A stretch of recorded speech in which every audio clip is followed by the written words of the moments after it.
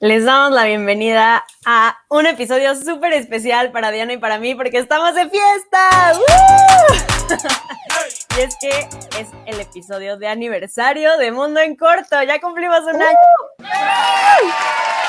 Sí, bueno, el 30 de enero fue la vez que transmitimos el primer episodio de Mundo en Corto, entonces esperamos sus felicitaciones ese día. Pero pues muy felices y muy emocionadas de compartir esto con ustedes y sobre todo contigo, Diana. ¿Cómo estás? Yo encantada, déjame quitar porque de verdad no veo nada. Yo encantada, emocionada, estoy de verdad muy agradecida porque pues comenzó como un proyecto universitario y nunca dimensionamos llevarlo tan lejos, y eso que estamos arrancando, de verdad que Mundo en Corto sigue en pañales, así que pues estoy muy contenta de poder celebrar esto, pues gracias a todos ustedes, gracias a ti, Karina, este increíble sueño que nos trajo aquí, y pues estoy muy emocionada, de verdad que sí. Yo también. Muchas gracias, Diana, por compartir esto que, como dices, ha crecido poco a poco y ahí va. Y pues sobre todo ha crecido gracias a todas las personas que nos escuchan en Facebook, que ven nuestro contenido en Instagram, que nos escuchan a través de los medios de podcast. Entonces, pues estamos muy felices realmente. Y el día de hoy vamos a hablar de un tema que acaba de salir justo, bueno, más bien se acaba de publicar, el Censo 2020. Entonces pues es súper importante hablar de este tema y sobre todo de interpretarlo, que creo que es importante. Pero antes de eso, creo que no debemos dejar pasar desapercibida esta noticia de que AMLO dio positivo al tema de COVID, y pues nada más le vamos a dedicar unos pequeños comentarios. ¿Qué opinas respecto al tema, Diana? Pues creo que fue una noticia que sí nos agarró de sorpresa a todos, de sorpresa en el sentido en que dices, no se había enfermado antes, y sí fue como, lo tuiteó, y yo dije, tuve que stalkearlo para creérmela, no, sí le dio COVID. Y ahí fue cuando empezamos a ver bastantes posturas, unas muy desagradables, porque, a ver, no importa cuál sea tu alineación política, desearle la muerte a alguien, desearle el mal a alguien, simplemente no está bien, y de verdad que en estas circunstancias, a conciencia de cuántos muertos nos ha cargado este COVID-19 en el mundo y en nuestro país, a conciencia de que son cientos de contagios todos los días, creo que lo último que se debe desear es que una persona siga siendo víctima de esta enfermedad, ¿no? Sino todo lo contrario, sobre todo hablando del presidente, que estemos o no de acuerdo con su rol y con su agenda y cómo lo ha hecho, bien o mal, dependiendo de a quién le preguntes. México no está para lidiar con una pérdida así de importante, entonces pues una vez más deseamos lo mejor y su pronta recuperación, evitándonos cualquier teoría confabuladora por ahí que de repente ya están creando. Entonces pues sí, ojalá que se recupere pronto, ¿no? Claro, me sumo a tus comentarios y sin duda es un llamado a seguir cuidándose, a extremar las medidas de precaución, prevención. Y pues sí, definitivo, creo que nada más que agregar al tema, solo esperar su pronta recuperación y también que el discurso cambie, porque definitivamente eso ha hecho mucho daño a nuestro país.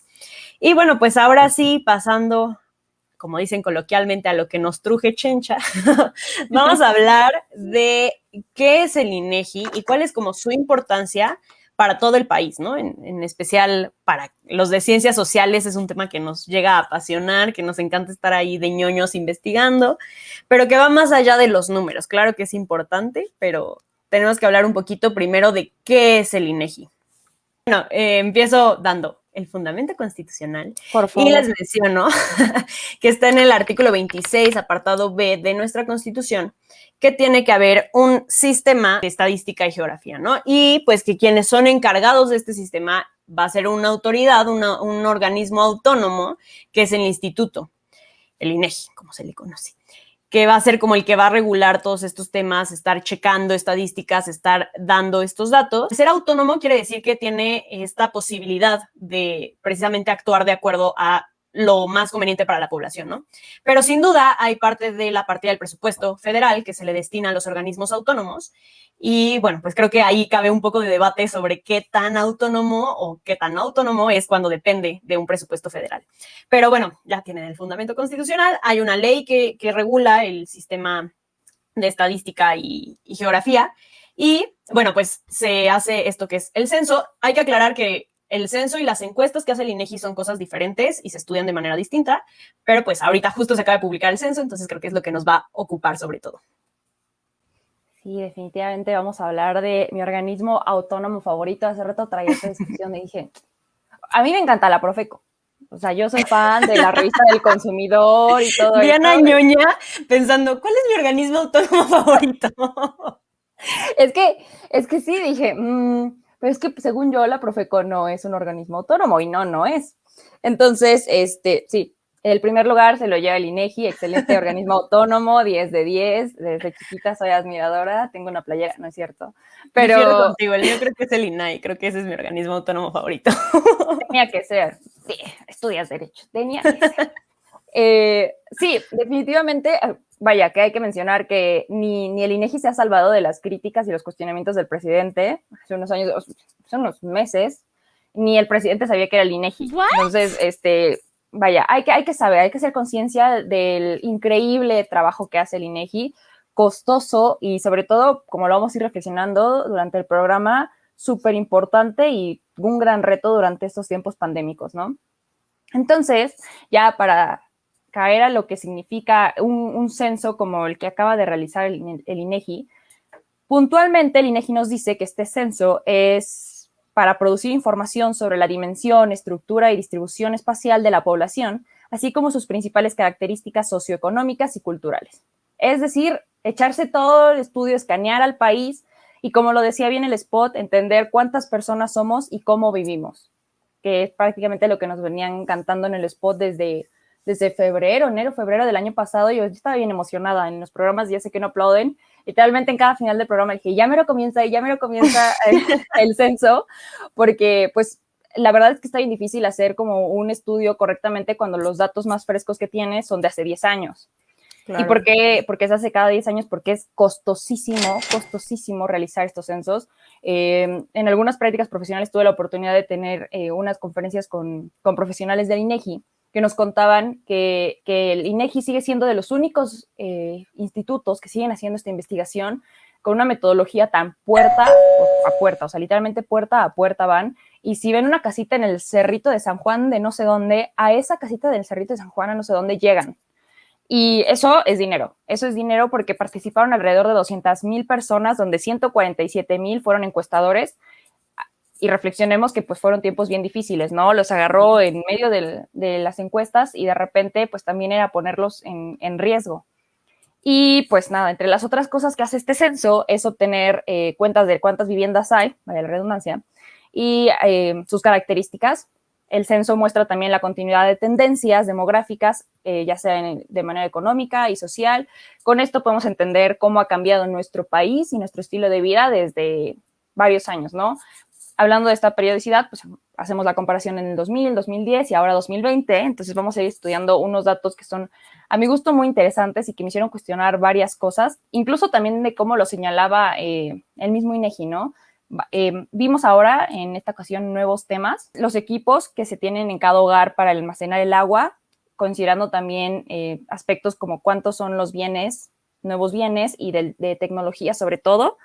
Una cuestión muy interesante y demasiado importante por descubrir, sobre todo en estos tiempos que hemos mudado al mundo digital, ¿no? A municipios de residencia hace 5 años, es decir, en esta ocasión ya descubrimos si estabas en 2015 en Colima, ¿por qué ahora estás en Ciudad de México? Estadísticamente ya nos están diciendo que fue por trabajo, que fue por reencontrarse con la familia, y también incluye la inseguridad, un tema que creo que muchos sabíamos, pero nadie había nombrado. También por primera vez lograron incluir en esta encuesta a la afrodescendencia, una comunidad que, de hecho, ya tuvimos todo un programa dedicado a este aspecto, que no había sido reconocida, incluso pues se ignoraba de su existencia, lamentablemente. Verificación de condición de actividad, esto también fue un tema muy importante, y el grado de limitación o discapacidad. Esos fueron los nuevos temas de este censo. El único instituto o de los pocos que sigue haciéndolo puerta a puerta. Sin embargo, quiero resaltar que, bueno, de acuerdo con Edgar Bielma, que es el director general, dijo que fue el primer censo que se hizo 100% digital, aunque sí fueron a las casas lo que la pandemia les permitió, porque sí los agarró a la mitad a las personas que iban a encuestar. Todo se hacía a través de medios digitales. Incluso tú podías escanear pues el gafete o la identificación de quien llegaba a tu casa para evitar cualquier cosa, ¿no? Para que sí comprobaras que estaba autorizado por el INEGI. Y bueno, ni se diga todos aquellos pues que terminaron siendo, por ejemplo, por vía telefónica, porque ya no podían acceder por el tema de la pandemia, e incluso hubo a quienes se les permitió autoenumerarse, por ejemplo, en internet, poner sus propios datos y así. Entonces es definitivo muy, muy importante. Y hay cosas, lo que comentabas de las casas pues abandonadas o este desplazamiento que se ha dado. Por ejemplo, en el 2010 eran 5 millones de casas abandonadas y actualmente son 6 millones. Entonces aumentó más o menos 1 millón de casas abandonadas. Y hago esta reflexión porque va más allá de los números. O sea, es muy fácil decir, hay 6 millones de casas abandonadas. Ajá, ¿y luego qué? Esos son datos, pero cuando se convierte en información es cuando analizas justo esto. Ok, ¿por qué están abandonadas? Pues si hablamos, por ejemplo, del tema de Infonavit, es porque están hechas en lugares que no son habitables, que están en ubicaciones muy mal pues ejecutadas, que puede ser un tema de inseguridad, que las personas tienen que irse de ese lugar para moverse a otro lado.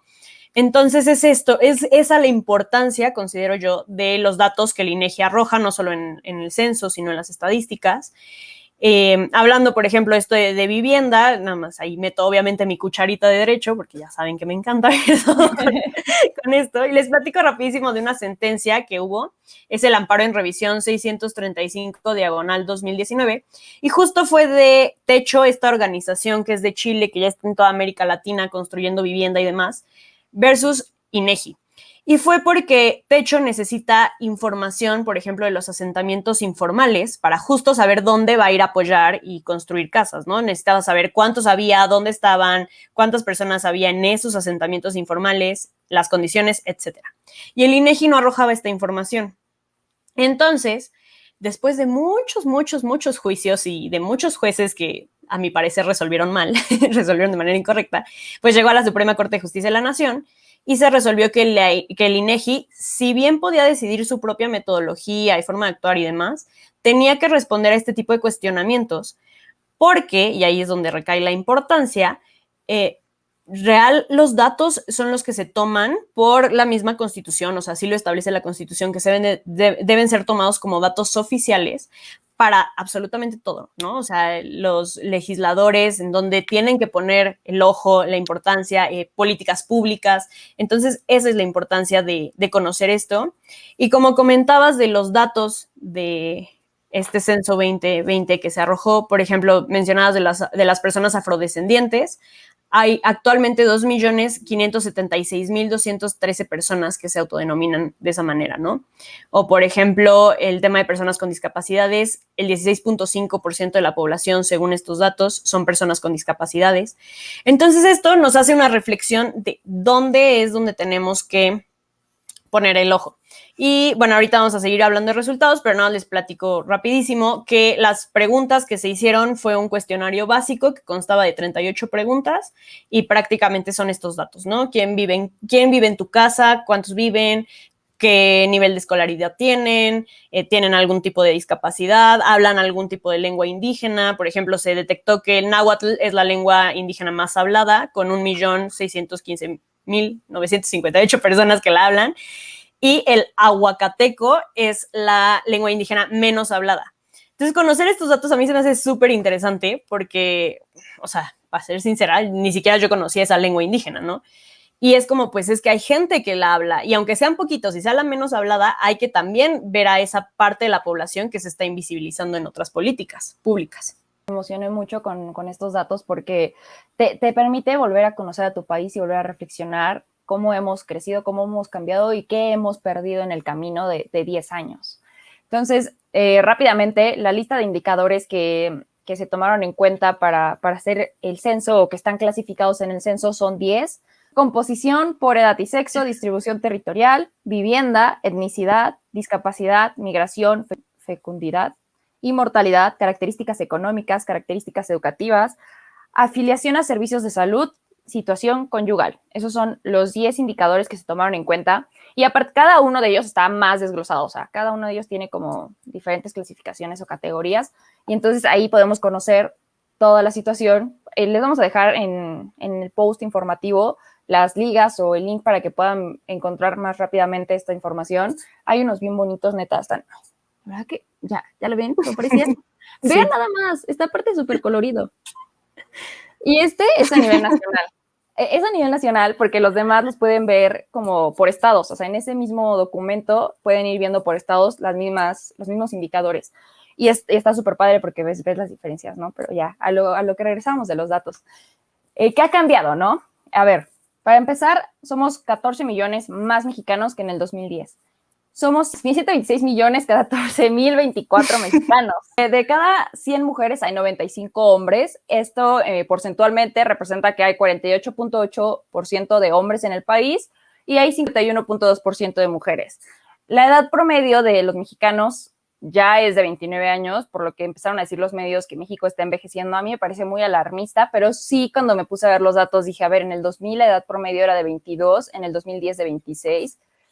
Ok, o sea, sí, la gente, estamos teniendo menos niños, por así decirlo, y hay más gente mayor y cada vez menos jóvenes. Entonces, no estamos cerca de ser un país como Alemania, donde de verdad que es más gente mayor, pero sí quizás sí hay que prestar atención en el que la juventud está cambiando y está tomando otras decisiones, ¿no? Las familias son más chicas en el sentido que entre una edad de 15 y 49 años ya nada más se tienen entre 0 a 2.6 hijos. Entonces, sí son familias más chicas, hay bastantes variables a considerar, digamos, y de eso parte. O sea, los números por sí solos no te dicen mucho. Lo importante es hacer el análisis de qué hay detrás de esos números y cómo lo podemos interpretar. Y eso es bien importante y ya dependerá de cuál sea tu pregunta de investigación o cuál sea tu propósito. Y para no seguirme aquí clavando en el tema de la metodología, hay bastantes datos que a mí me causaron muchísimo ruido, sobre todo en temas como de disponibilidad de tecnología de la información, todo esto, y características económicas.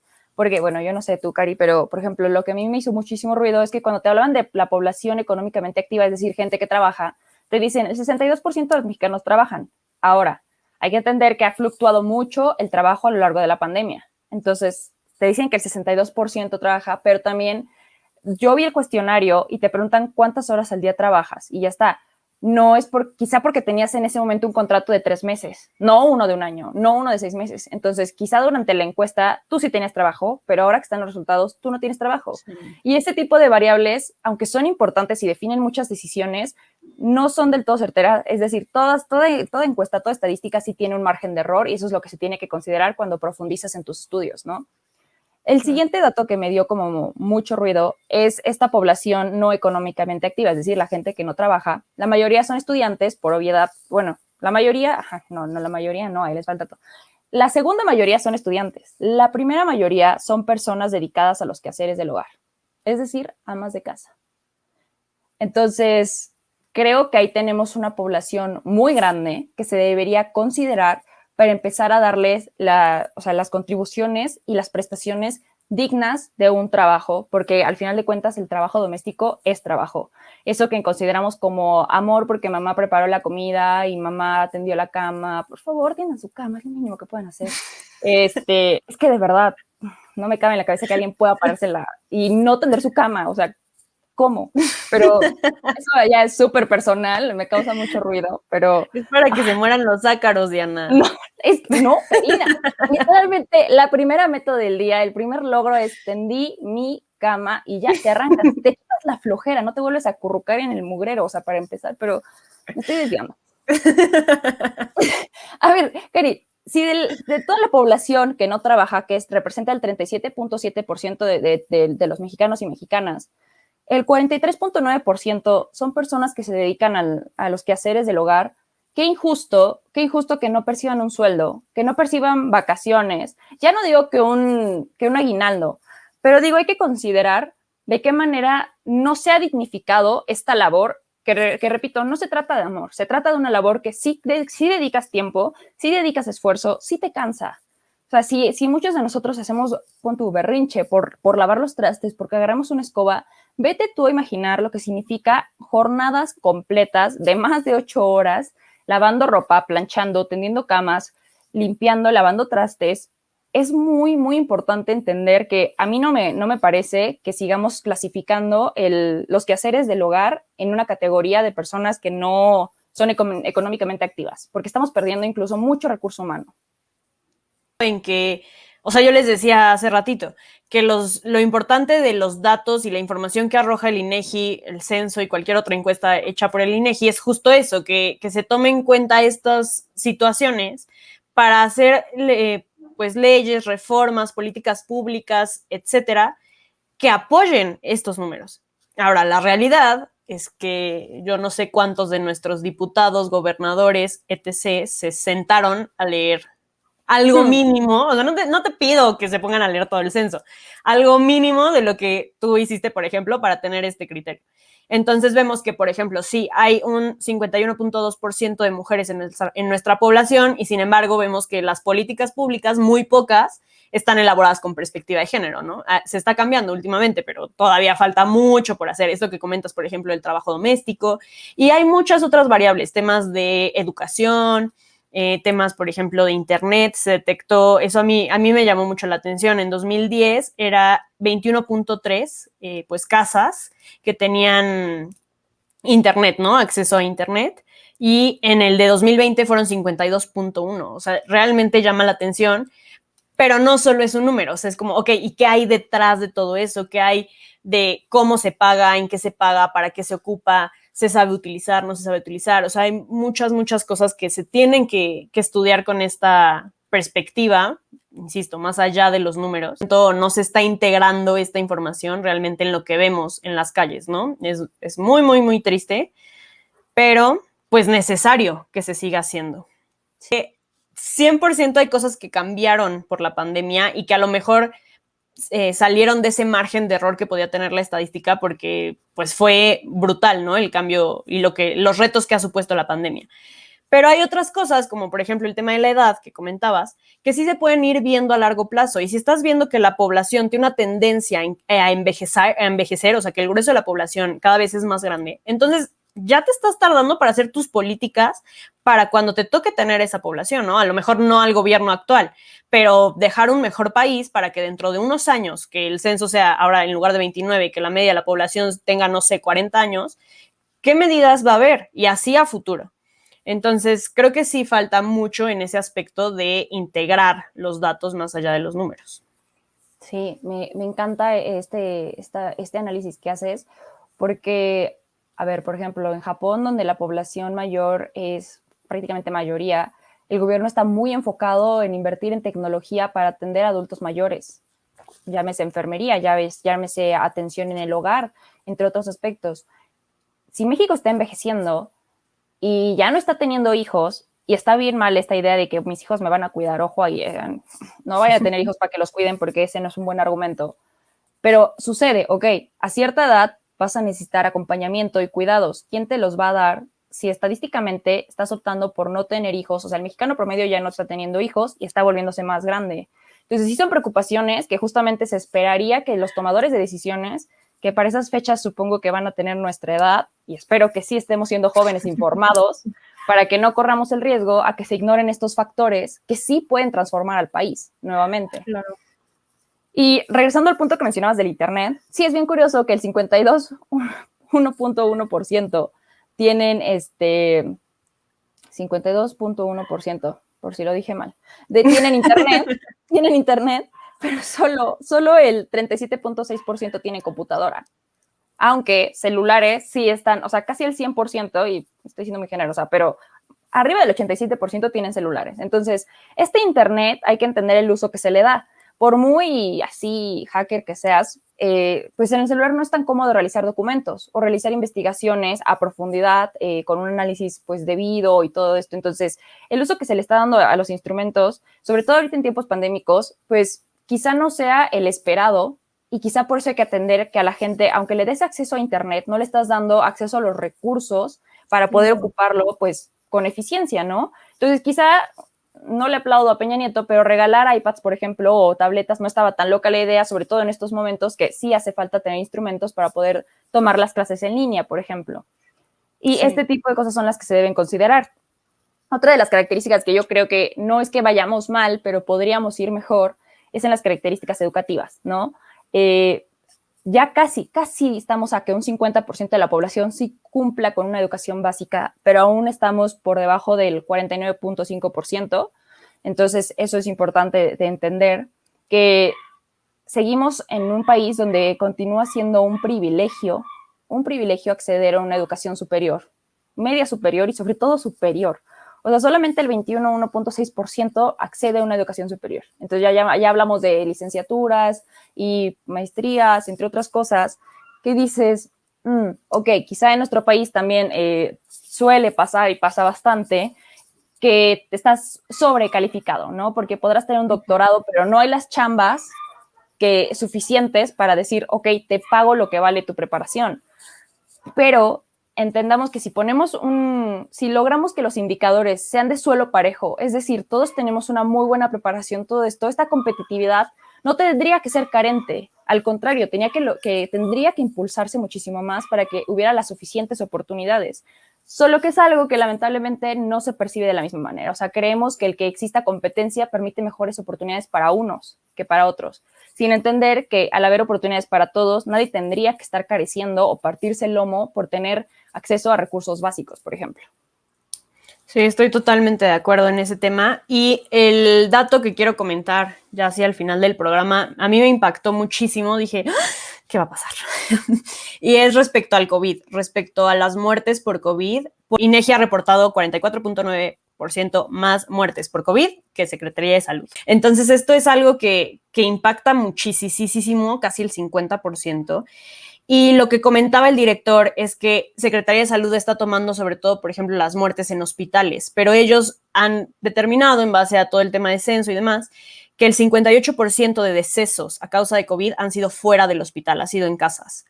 Entonces, creo que aquí va a haber una controversia enorme. Se supone que en octubre de este año va a haber como que ese balance donde veamos cuál es la estadística pues más cercana a la realidad, pero menciono estos datos, una, porque a mí me impactaron, y dos, porque es la importancia de estar atento a lo que se está reportando en los organismos autónomos, en otras pues, instituciones, institutos y demás, que están también intentando medir cosas más allá de lo que el gobierno federal nos está diciendo. Pues yo creo que sí está de reflexionar mucho. Los datos duros son solamente eso, datos duros. Verlos para conocerlos es una cosa y dices, ok, qué padre, somos tantos mexicanos y ya está. Pero hacer estas reflexiones de, no, a ver, no solamente somos estos mexicanos, esta cantidad de mexicanos viven todos de maneras distintas.